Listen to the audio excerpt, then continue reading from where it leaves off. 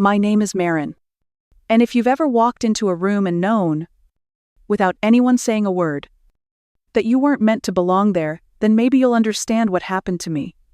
It started on the day my younger sister got married. In a sun-drenched vineyard, just outside Santa Barbara. The air smelled like expensive roses and sugared champagne.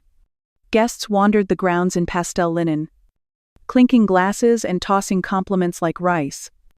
I walked in alone, clutching the tiny envelope with my name on it, not expecting much, but still hoping somehow that this time would feel different. It didn't. I handed my name to the planner, who looked at it, then looked past me like I wasn't quite there. She motioned vaguely toward a hallway beside the main ballroom and said, "Your table is right over there around the corner, near the coat check." I froze. At first, I thought maybe I heard wrong, but when I stepped around the corner, I saw it. A lone table. No centerpiece. No linen runner like the others. No place cards except mine. I stood there, blinking. As someone's laughter spilled from the ballroom, I could hear the music. I could almost see the cake. But where I stood, it was dim. And cold air from the hallway vents kept brushing my arms like whispers I couldn't shake. This wasn't just a mistake. I've lived through enough mistakes to know better. This was a message. Quiet but deliberate. Like so many others I'd learned to swallow growing up. I sat down anyway. I don't even know why. Maybe it was the smallest piece of me still clinging to the idea that this day wasn't really about me. That if I just stayed quiet, stayed small, I wouldn't ruin anything. But as I sat there, near the coats and the extra silverware bins, listening to the muffled toasts echo from inside, I realized something. I wasn't sad. I was tired. Tired of pretending I didn't notice. Tired of telling myself it didn't matter. Because it did matter. It always had. From school plays where my name was forgotten on the program, to birthdays where the only call came late and hollow, I had learned how to disappear with a smile. But that day, something broke. And once it broke, there was no putting it back. I sat there for almost 10 minutes before I realized no one was coming. No one glanced down the hallway. No one checked to see if I'd found my seat. I could hear the laughter rising and falling inside the ballroom. The clink of glasses. The way people talk just a little louder when they feel like they belong. I told myself to breathe. Told myself maybe it was just a mix-up. So I got up, walked back toward the main area, and found the wedding planner near the gift table. I asked, as calmly as I could, if there had been some sort of mistake with my seating. She looked at me like she barely remembered placing me. Then she smiled tight, polite, professional and said, "No, that's where you were assigned." Then she turned to greet someone else. I wasn't a guest. I was an inconvenience to shuffle out of view. I scanned the ballroom and finally caught sight of Reese. Her hair was perfect. Her dress expensive and dramatic. And she was laughing with her bridesmaids, like everything in the world was exactly how she wanted it. When her eyes flicked to mine, there was no surprise, no apology, just a quick glance, a slight smirk. And then she looked away. Like she knew? Like she did it on purpose. I started walking toward our parents, thinking maybe, just maybe, they didn't know. Maybe they'd be upset on my behalf. But when I reached them, Mom barely looked up. She said something about how the venue was tight on space. And how lucky we were, they managed to fit everyone. Then she adjusted her bracelet and asked if I'd remembered to bring a gift. Dad was standing beside her. His eyes met mine. Just for a second. Then they dropped to the floor. That was the moment it hit me. This wasn't an accident. It wasn't some last-minute oversight. It was intentional. And not just from Reese. The people who should have stood up for me, they didn't. The people who should have asked why their oldest daughter was sitting in a hallway, they stayed quiet. It felt like a punishment. Like a silent reprimand for taking up too much space in a story that was never meant to include me. A reminder that I was invited, but never really welcomed. And it wasn't the first time. When I was 9, Reese broke a vase in the living room. And I got blamed because I was standing closer to it. When I was 13, Mom told me not to wear lipstick to church because it made me look desperate. When I got into UC Davis, Dad said he was proud of me, but never told anyone else. When Reese got into USC, they threw her a garden party with catering. There was a pattern. It was in the silences, in the glances, in the way my name was always the last one called, if it was called at all. So when I sat back down at that lonely table, near the coats and the flickering exit sign, I didn't feel confused anymore. I felt seen in the worst possible way. They had all played their parts. And mine, apparently, was to sit quietly, out of the frame, and not ruin the photos. But something was different this time. I didn't feel like pretending anymore. It was 3 years ago when I went back to the house I grew up in.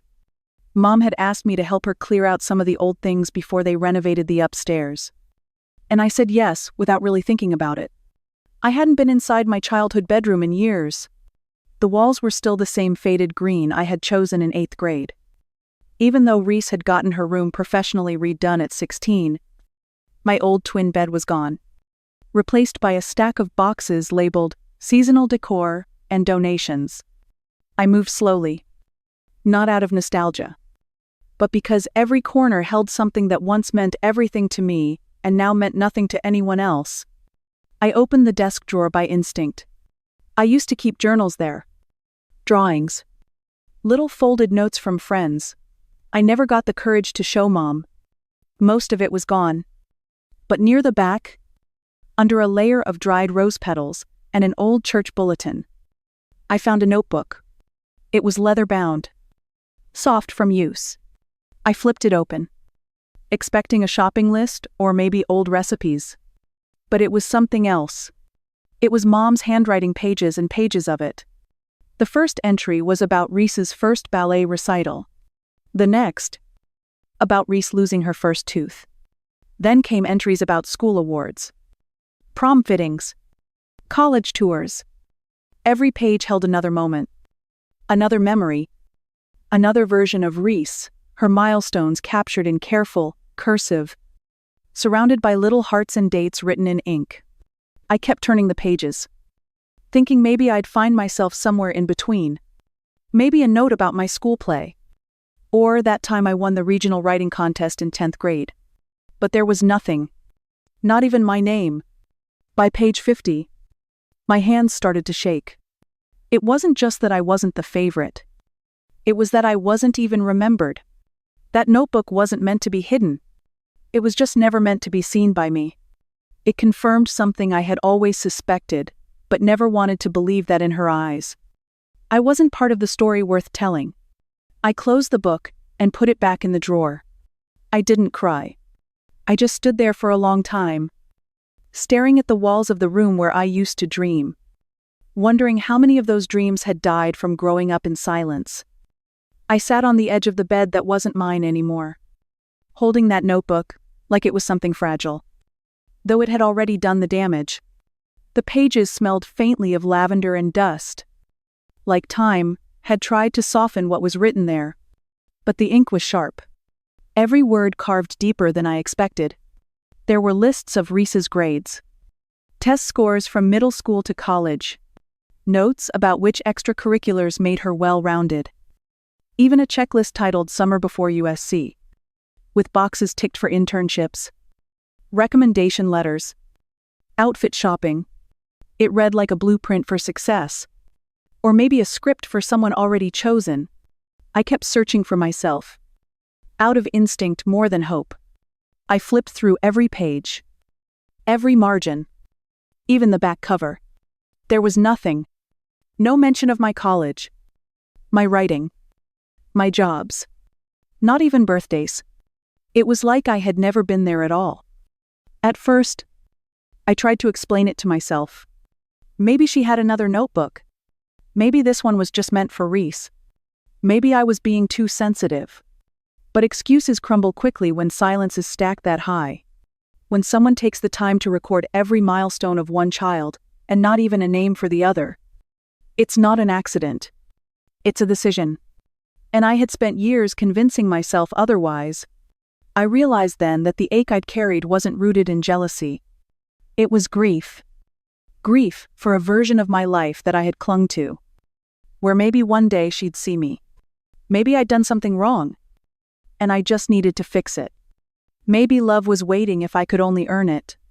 But that day, flipping through page after page of someone else's story, I saw the truth for what it was.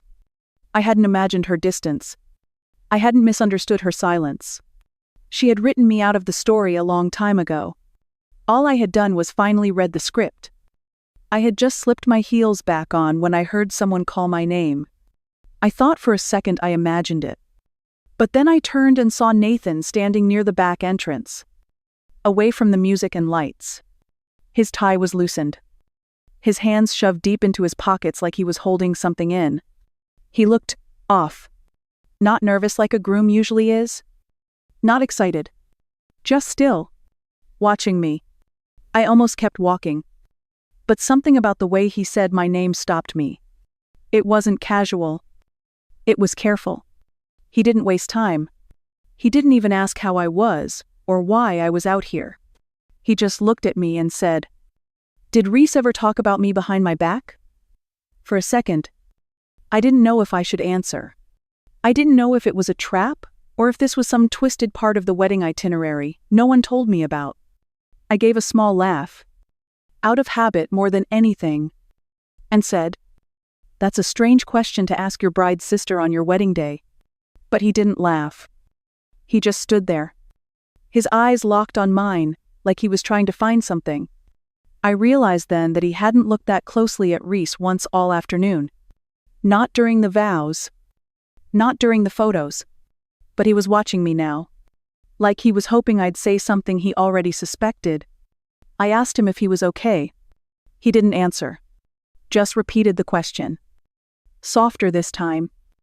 Like it had cost him something to say it at all. Did she? And in that moment, I saw the cracks. The hesitation in his voice. The way his shoulders tensed like he was bracing for impact. He wasn't asking for gossip.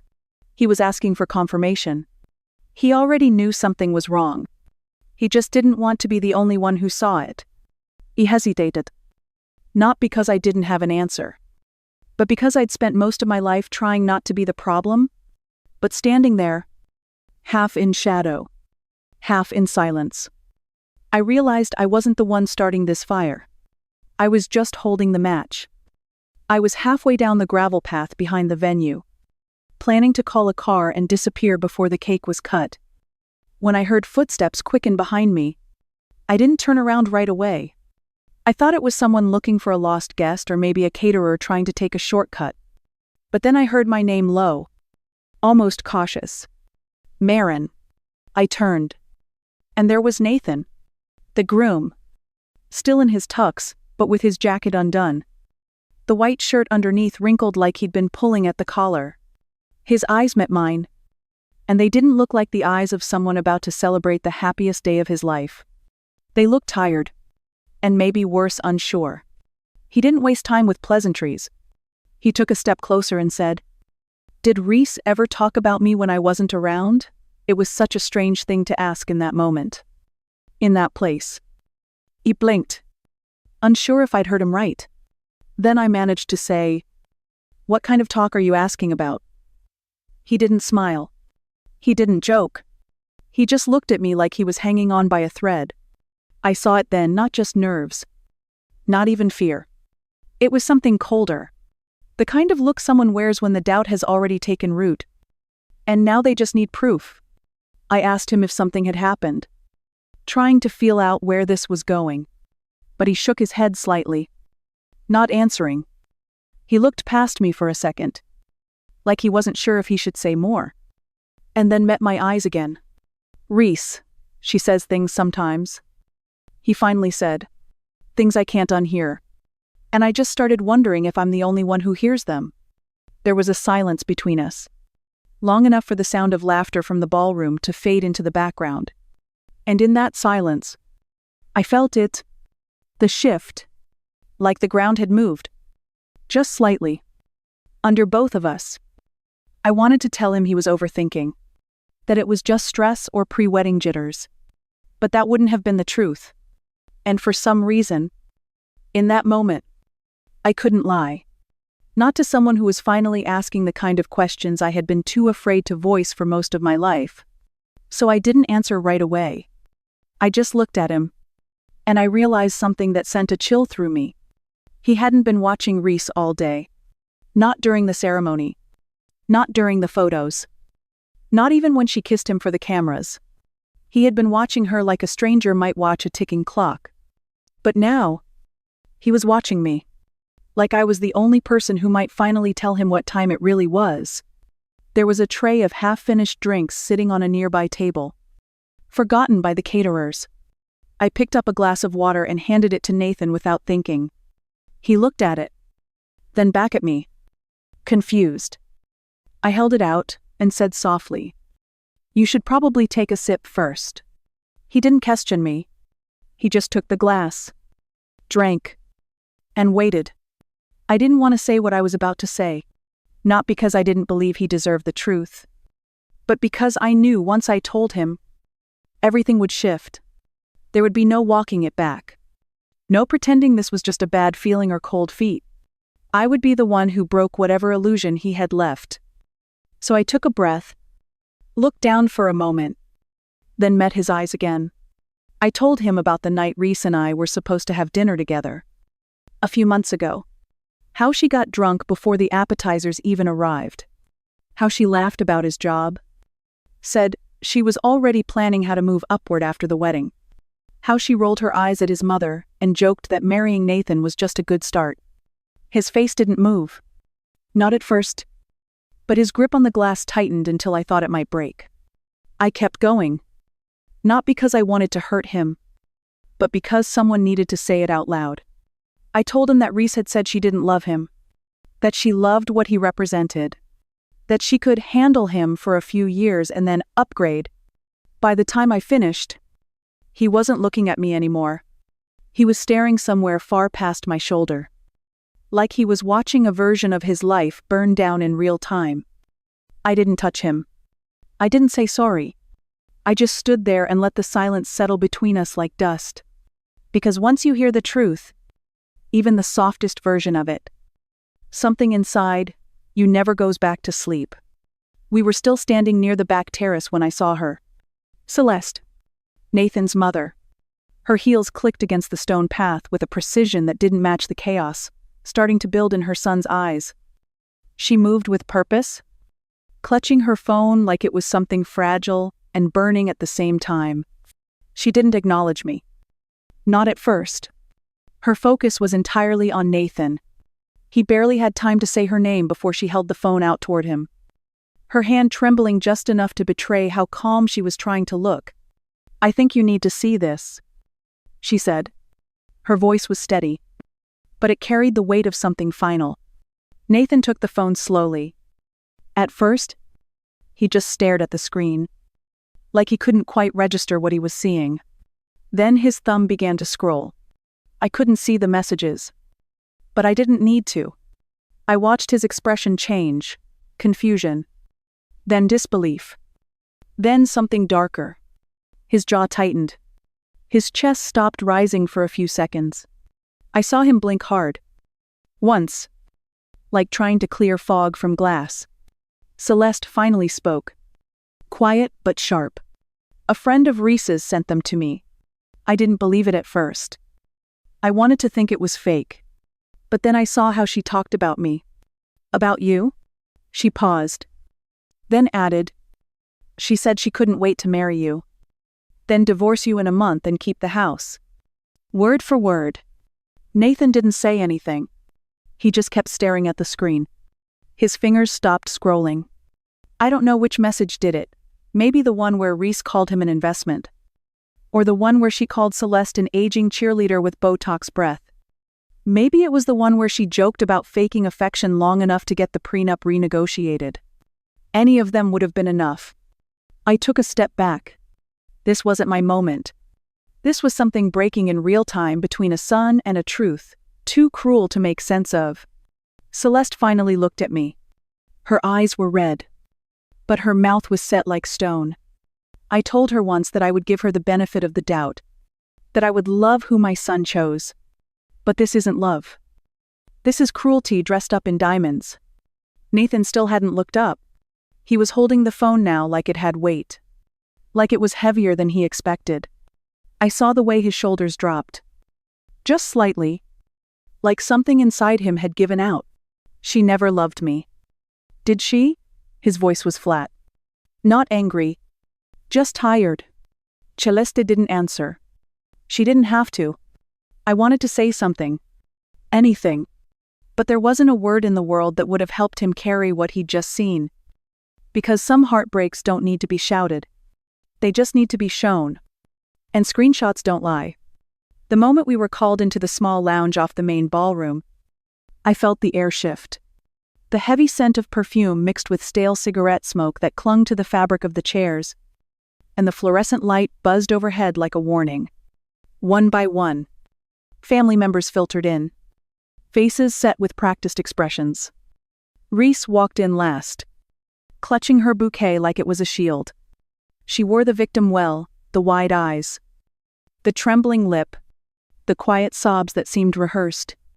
Mom followed close behind, smoothing her dress and adjusting the pearl necklace she always wore when she wanted to remind everyone who was in charge. Her eyes locked onto me almost immediately, sharp and cold. I could almost hear her thoughts. This is your fault. As usual, Reese began to speak before anyone else. Her voice was soft but firm as she told her version of the story, painting herself as the misunderstood bride-to-be who had been unfairly attacked by the jealous sister. She spun tales of hurt feelings and ruined reputations, weaving me into her narrative as the villain without mercy. Mom nodded along, occasionally cutting in with her own accusations, blaming me for stirring up trouble on what was supposed to be a joyous day. Her words were like knives coated in silk, seemingly gentle, but designed to pierce deep. I sat there, hands clenched in my lap, feeling the heat rise in my chest. But I didn't speak. There was no point. This was a performance. A carefully orchestrated play with everyone playing their parts perfectly. Dad was silent. That silence felt heavier than the words filling the room. I glanced at him out of the corner of my eye. His face was unreadable, but his eyes avoided mine. It was as if he was watching the scene unfold from a distance, unwilling or unable to intervene. The room felt smaller with every passing second. The air grew thick, suffocating. I felt trapped inside a web of lies, spun so tightly that even the smallest truth struggled to break free. It was like being a ghost in my own family, visible but ignored, accused but unheard. As Reese's voice rose, laced with fake sobs and veiled threats, I realized this was not just about me. This was about control, about keeping me in my place silent, invisible, and powerless. But in that suffocating silence, beneath the rehearsed words and false sympathy, I felt something stir a quiet resistance. Because no matter how loud they screamed, how hard they tried to erase me, the truth was still there, waiting for someone brave enough to say it out loud. And in that moment, I knew the silence wouldn't last forever. The room was thick with tension, voices rising and falling like a storm about to break. Reese's accusations were sharp and relentless, Mom's defenses growing more frantic with every passing second. I sat still, barely breathing, feeling like I was watching myself from outside my body. Then, out of the mounting noise and chaos, a quiet voice cut through. Dad. He had been silent all evening. The still figure in the corner, no one really noticed. But now, he stepped forward slowly, his eyes steady and calm. The room fell into a heavy silence, all eyes turning to him as if waiting for a verdict. Then he said it, clear and deliberate. Marin has been right all along. The words echoed in the cramped room. And for a moment, time seemed to freeze. Reese's face went pale, and the carefully controlled mask cracked. Her hands trembled. Her mouth opened and closed, like she was searching for a way to fight back, but couldn't find the words. Mom's lips parted slightly, but no sound came out. Her breath caught somewhere deep in her throat. I felt a strange calm wash over me. No tears. No relief. Just a quiet settling inside. Years of doubt. Of pain. Of being unseen. Suddenly lifted by that simple truth, spoken by the man who had always stayed silent. The silence stretched between us, heavy and full of everything left unsaid. In that moment, I wasn't the girl who sat alone by the coat rack. I was the daughter who had finally been heard. Dad looked at each of us slowly, his gaze steady and unyielding. That one sentence was more powerful than any argument, more final than any accusation. It was a turning point, a quiet revolution in a room full of lies. And for the first time in a long time, I felt like maybe, just maybe, things could change. Reese's face twisted with rage the moment Dad spoke. The carefully constructed mask she wore for so long shattered like glass. Her eyes flashed wild and furious as she suddenly lunged toward me. Fists clenched and breath heavy, as if she could erase every accusation with a single slap. But before she could reach me, a firm hand stopped her. Celeste, Nathan's mother, rose from her chair with unexpected authority. She stood between us like a wall, her voice sharp and steady even as Reese screamed at the top of her lungs. "You will not touch her. Not here. Not now." The shouting spilled out of the lounge and into the hallway. Then, into the ballroom itself. Guests paused mid-conversation, forks halfway to mouths. As murmurs rippled through the crowd like a wave, some hurried toward the noise, drawn by the unmistakable sound of a family unraveling. Reese's fury only grew louder, her voice cracking with desperation and shame. She railed against every word spoken, accusing everyone of betrayal while simultaneously betraying herself with every shriek. The perfect bride, the golden daughter, was now a storm of chaos and humiliation. People gathered near the entrance, whispers turning to gasps as they witnessed the unraveling spectacle. Some held phones up, capturing every raw moment, every tear, every accusation. It was a public downfall, a peeling away of a carefully maintained illusion in front of dozens of stunned faces. I stood still, breathing steady. No longer the girl hidden away near the coat check. The room no longer felt suffocating but alive, charged with the electricity of truth, finally breaking free. As Reese screamed and faltered, her world crumbled, piece by piece, before the eyes of the very people she wanted to impress. Celeste's eyes never left Reese, her voice unwavering as she called out the lies and deceit. She was the first to tear away the mask, to show the cracks beneath the polished surface. And with every word, the audience saw not a perfect bride, but a woman undone by her own choices. The crowd watched, spellbound and silent. As the chaos unfolded, this wasn't just a family fight anymore. It was a reckoning, a moment of raw, unfiltered truth that no one could turn away from. Reese's public breakdown was the climax of years of hidden wounds and secrets, now exposed in glaring, painful clarity. And in that moment, I realized something profound. This was not my defeat. This was my liberation. The perfect image was shattered. And with it, the chains that had bound me for so long. Reese's screams echoed, but I felt nothing but quiet strength.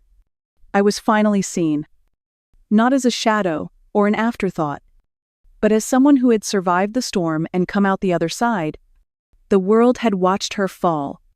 Now it was time to see me rise. Nathan slowly stood up from his chair, the room falling into a heavy silence as all eyes turned toward him. He reached inside his jacket pocket and pulled out a plain manila envelope. Its edges worn, but the contents unmistakably important. Everyone's breath caught as he unfolded the papers inside divorce documents. Already signed, sealed, and waiting. He cleared his throat, his voice steady but cold, as he began to read aloud the reasons behind the decision. There was no anger in his tone, only a resigned clarity that cut through the tension like a blade. Fraud. Manipulation. Deception.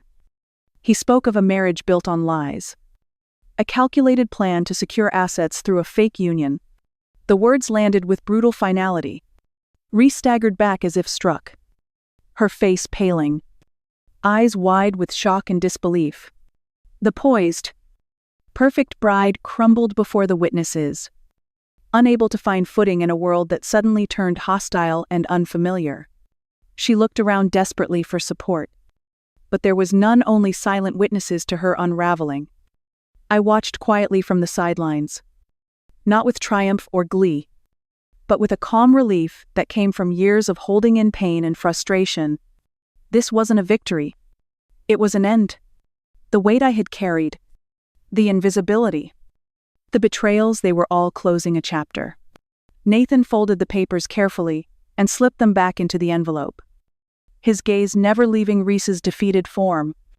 He spoke once more, not to accuse, but to confirm what had been quietly understood by those watching. This wedding was over before it truly began. The crowd held their breath. The tension was electric, like the final note of a symphony hanging in the air, waiting to fall. The story that had been hidden behind smiles and carefully curated appearances was now exposed in its rawest form. For a moment, no one moved. Then whispers spread like wildfire, shock rippling through the guests. Cameras clicked. Phones recorded. The moment was captured, shared, destined to be seen again and again. Reese's world had shattered, and with it, the facade she had so meticulously built. But for me, in the quiet aftermath, there was a strange peace. Not joy, not revenge, just the stillness that follows a storm, the calm of finally being free. Reese's voice trembled as she tried to turn the blame back on me, weaving accusations about jealousy and sabotage like a last desperate defense. She spoke louder, hoping to drown out the growing silence in the room. But her words fell flat, echoing hollow against walls that had heard too much truth already. Even Mom's usual quick support was absent this time. Her eyes flickered away, avoiding Reese's gaze, as if refusing to endorse the charade any longer.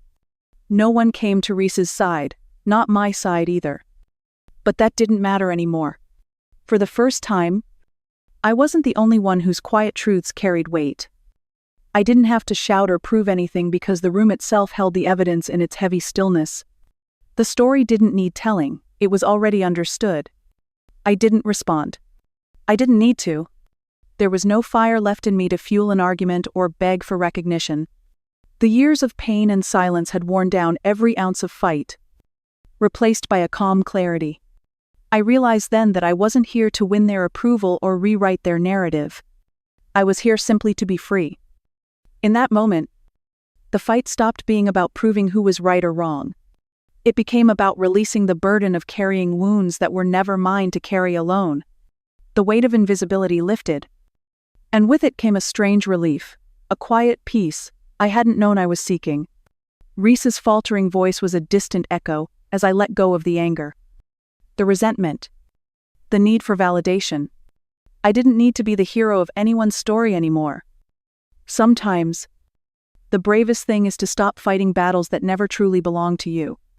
And as the room held its breath, I felt something shift inside me, a freedom born not from victory, but from finally choosing myself. I walked into my old apartment, the quiet folding around me like a gentle hug. The walls held memories, some sharp, some faded, but today they felt like a safe space. A place to breathe, without pretense. On the worn wooden table sat an old family photo. The one where we all tried to smile, but somehow, the edges always caught me standing on the outskirts, barely visible. I reached out and lifted the frame carefully, feeling the weight of years in my hands. For so long, I'd wished to be in the center, to be seen clearly, to matter as much as anyone else. But today, I didn't set it back down with longing or regret. Instead, I laid it gently on the floor, a quiet farewell to the picture that never truly held me. I stepped toward the window, pulling back the curtain and letting the California sunlight spill in. Warm and real. Outside. The world stretched wide and inviting streets I hadn't walked in years. Trees swaying in the breeze. And a sky so vast, it swallowed every doubt I'd carried. For the first time, I didn't want to fit into someone else's frame. I didn't want to be a background character in a story I never chose. I wanted to be the person who painted her own edges, wrote her own narrative, and stood tall in her own light. The glass was cool beneath my fingertips as I traced the horizon. I felt a softness settle in my chest, a quiet strength blossoming from the roots of every pain and every triumph. This was my window, not just a view, but a choice. To step forward, to leave behind the shadows and step fully into the sunlight. To be seen, not as a shadow of someone else's love, but as myself whole, worthy, and free. And as I stood there, watching the world move beyond the glass, I knew this was only the beginning. A new story, one where I was the hero, the author, and the light. For the first time, I was ready to live it.